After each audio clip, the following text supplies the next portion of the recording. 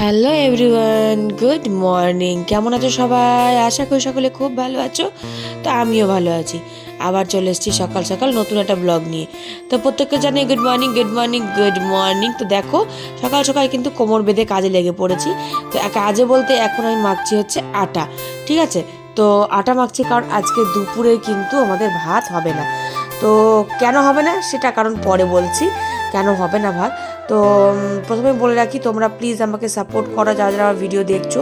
প্রথমে বলছি লাইকের অপশান, লাইকটা করে দিয়ে তারপরে ভিডিও দেখা শুরু করো। আর ভিডিওটা শেষ পর্যন্ত দেখো, আশা করি তোমাদের খুব ভালো লাগবে। স্কিপ না করে দেখো, আমাকে একটু সময় দাও, ঠিক আছে?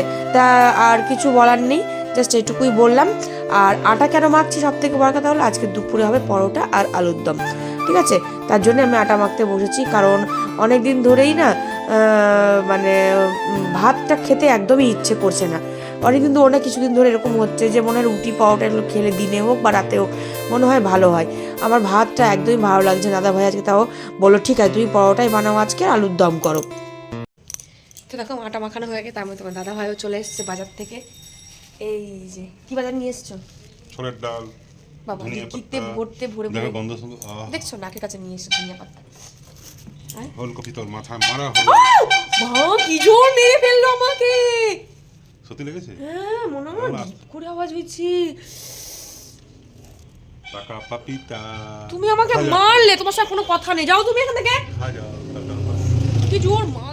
দেখো আমার আটা মাখানো হয়ে গেছে, সমস্ত কাজও ওইদিকে মানে দাদাভাইকে জল খাবার দিয়ে নিয়েছি, আমারও খাওয়া হয়ে গেছে। দিয়ে শুরু করে দিয়েছি হচ্ছে আমি আটা মানে বেলতে, ঠিক আছে?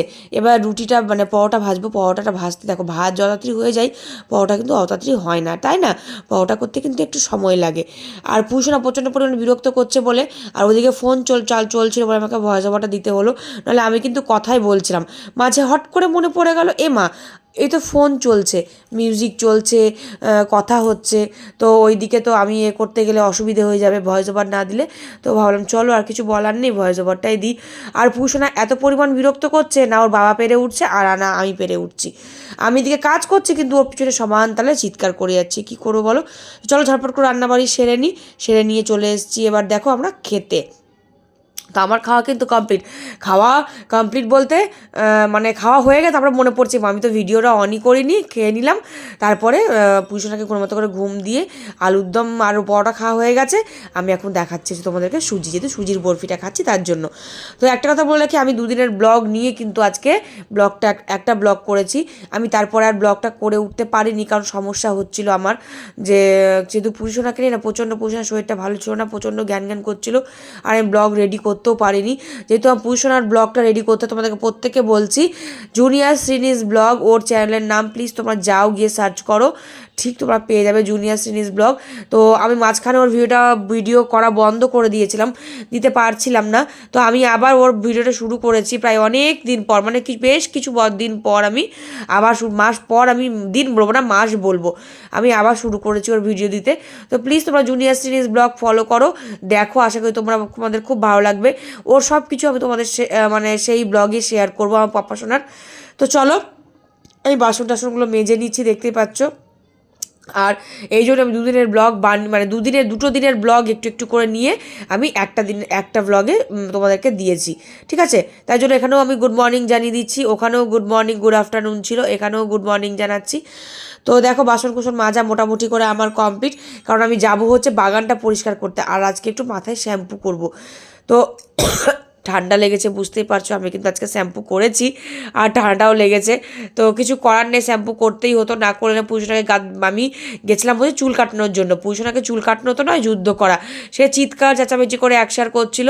আর ওকে চুল যেহেতু মাথায় না ওর জল বসে, চুলগুলো বড় হয়ে গেছে, মাথায় জল বসে যাচ্ছে, বসে গিয়ে ওরও ঠান্ডা লেগেছে, কালকে সারা রাত ও ঘুমোয়নি, আর কাউকে ঘুমোতেও ও দেয়নি। বলো না চুল রেখে দরকার নেই, ওকে চুলগুলো কাটিয়ে ফেলি, তার জন্য চুল কাটিয়ে ছোটো ছোটো করে চুল কাটিয়ে দিয়েছি। আর এবার আমি চলে এসেছি ওদিকে ডাল বসিয়েছি ওভেনে, আর একদিকে আলু সেদ্ধ আর ডিম সেদ্ধ বসিয়েছি। তো দেখো বোতল টোল যা ছিল সব প্লাস্টিকের মধ্যে একটা বস্তায় ভরে আবার জমা করে রাখছি, আবার বিক্রি করে দেবো। আর এখানে যত সব প্লাস্টিক ছিল সব পিছন দিকে নিয়ে গিয়ে ফেলে দেবো, যাতে ওগুলো পরে আবার একদিন জ্বালিয়ে দেওয়া হয়। ওই দেখো পাপা সোনার চুল ছোটো ছোটো করে কেটে ফেলেছে, দেখতে পাচ্ছ, একটু একটু করে একদম কুচো কুচো করে দিয়েছি। সেভ করতে দেয়নি, প্রচণ্ড কান্নাকাটি করছিল। ও একদমই আমাকে চুলগুলো বলে ছেড়ে দেন বৌদি, দরকার নেই, পরে পরে আবার যখন বড় হবে বুঝতে শিখবে তখন চুল শেভ করা যাবে। তাই ভাবলাম চলো এ ফাঁকে আমি বাগানটা একটু ঝাড় দিয়ে পরিষ্কার করে, তোমরা জানো আমরা আমি মাঝে মাঝেই 2 দিন 4 দিন অন্তর বাগানটা পরিষ্কার করে রাখি, কারণ যাতে মশার উৎপাতটা কম হয়। তারপরেও যায় না কোথা থেকে মশা এত মানে আমদানি হয়ে যায়। তো দেখো বাগানটা পরিষ্কার করে নিচ্ছি, আর আমি এদিকে সমস্ত কাজকর্ম সেরে নিচ্ছি, সেরে নিয়ে আমি মাথায় শ্যাম্পু করবো। আর ওদিকে দাদাভাইকে বলো তুমি একটু ভাতটা বসিয়ে দাও, আমার একটু এদিকে দেরি হয়ে যাবে। দাদাভাই চট করে তখন ভাতটা বসিল, কারণ তখন কিন্তু বাজে প্রায় 11:30, 11:30 মানে বেজে গেছিলো। আর পাপা সোনা খাবে, ও ঘুমোবে, ও বিরক্ত করছে, তার জন্যই আমি কিন্তু তাড়াহুড়োও করছি এদিকে, জানো তো। তো চলো সঙ্গে থাকো, ভিডিওটা দেখো স্কিপ না করে।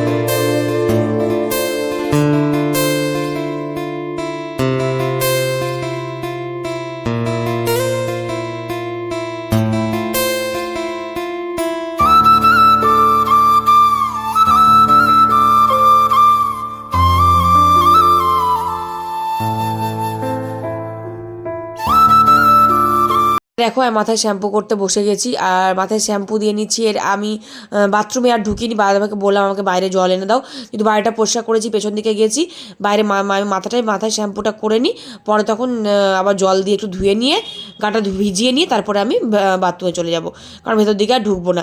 তাছাড়া আবার জল এনে দিল, শ্যাম্পু ট্যাম্পু সব সামনে এনে দিয়েছে, আর আমি শ্যাম্পুটা ভালো করে ধুয়ে নিচ্ছি। আর এখানেই জলটা ফেলে, কিন্তু বাইরে রৌদ্রটাও একটু ছিল, আরামও লাগছিল, আজকে ঠান্ডা ঠান্ডাও পড়েছে, জানো তো।